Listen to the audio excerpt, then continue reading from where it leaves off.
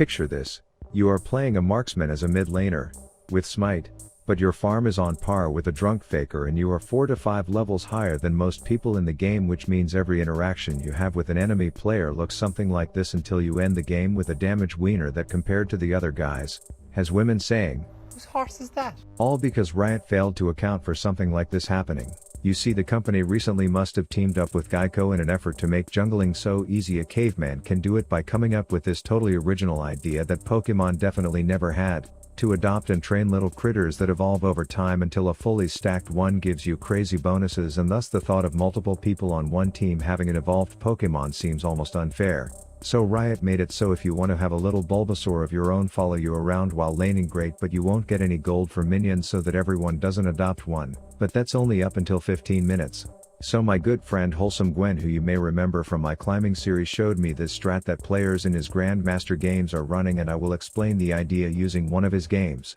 You can queue any lane, but mid seems to be the crop's cream and early laning phase is typically pretty much the same except you have smite, so you can make sure the hoodlums in the wheelchairs never get missed. If you are a good player you may even defy the rules of rock paper scissors by somehow beating a rock as scissors in a 1v1, but that's certainly not required. When it's getting close to 15 minutes you start pinging your jungler's stacks and communicating your intentions because you will be visiting Professor Oak for your own starter Pokemon soon. At this point, your jungler has his items stacked and can focus on ganking or getting full gold from your lane while you can power farm because you have levels and items to clear camps super fast. As a mid you will also be ahead of the enemy junglers, so you can start stealing their camps and using your advantage in the forest to get fed. You start getting gold and XP exponentially faster than everyone in the game until you transform your item within 10 minutes of getting it.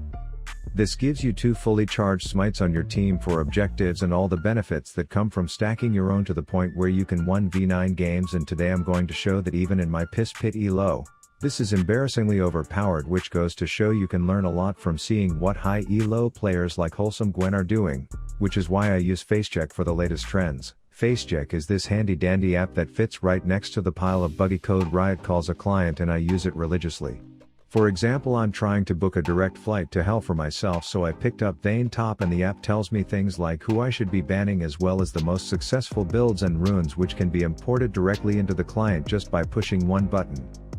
I love being a peeping Tom on the pros, which tickles my fancy knowing that this tab can show me what all the super high elo players are building, which in this case ended up swaying me into taking Ghost.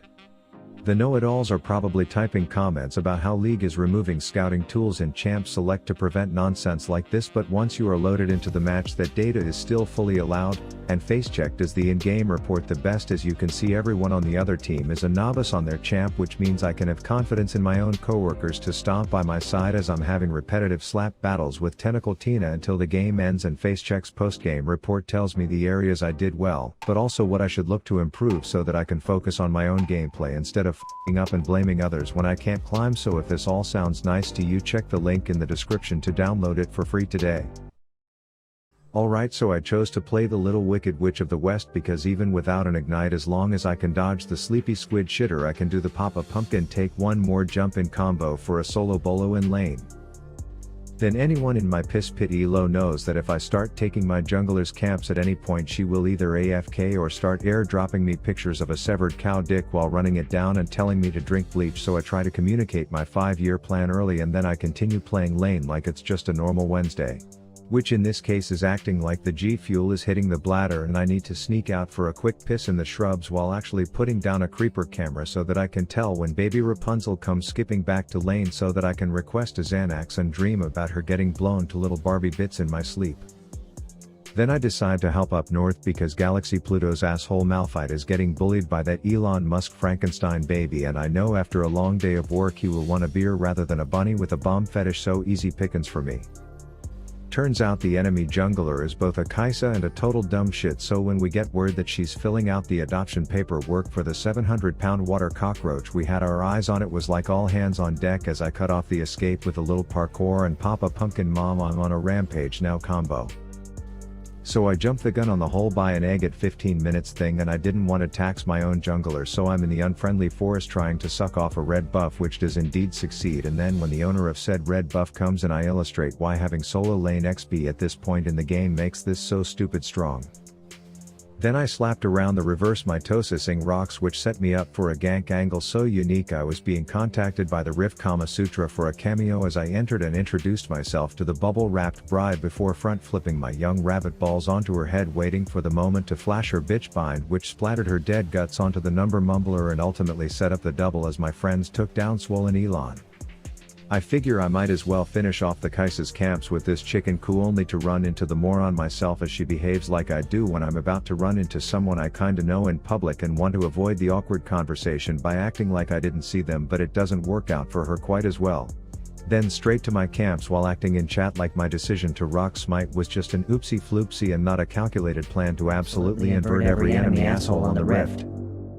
Also shout out to this Shiv, you'd think I knew her or it was a duo with how accommodating she was to this shenanigans, as she told me her egg is done and so I could crack mine over her skillets moving forward, but the old grumpy grandpa wasn't exactly a fan of these innovative strats, as he is a follow the meta take a shit before you shower only kind of guy, but he just had to wait and see the beauty that comes from this.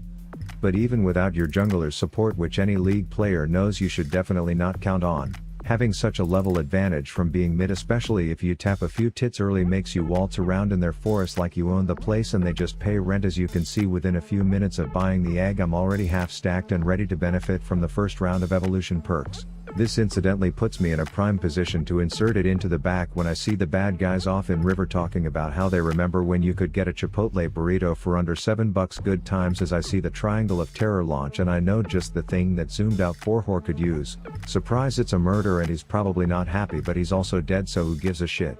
I then get in my Halloween costume as the killer caboose, but I'm very calculated in my decisions, so let's just say Thomas the Tank Engine real quiet right about now as I chase the shrunken sleep doctor only to get cuffed by my ult cancelling itself.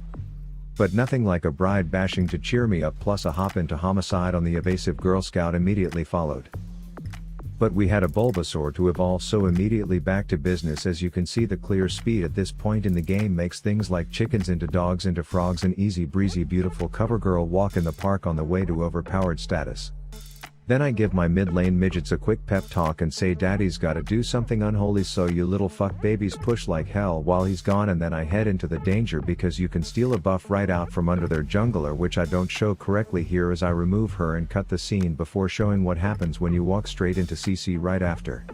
And one thing that I realized when doing this was the crazy amount of both XP and gold that is just constantly getting funneled into my asshole while buzzing through these camps. Every time I looked down I had thousands more in the bank, like I invested in Bitcoin back in 2015, which I realize now isn't the best time to make that comparison, but hey, at least I'm not trying to split push mid with no vision as a Kaisa jungle 3 levels down from the rest of the world. Am I right, backseaters? Am I freaking right?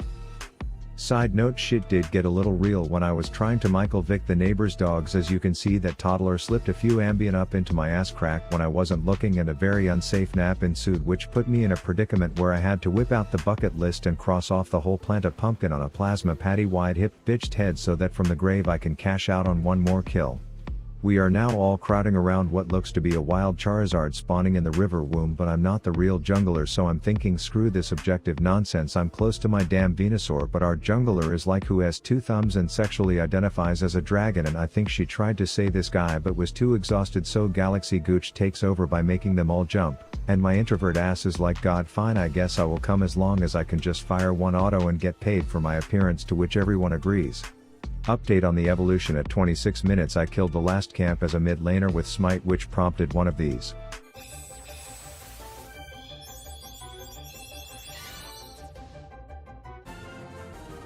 Which meant I had a companion for my kill crazes, plus I was 3 years older than everyone else on the Rift, so I felt like LeBron James dunking on little high schoolers with how obnoxiously free the result of this strat makes things.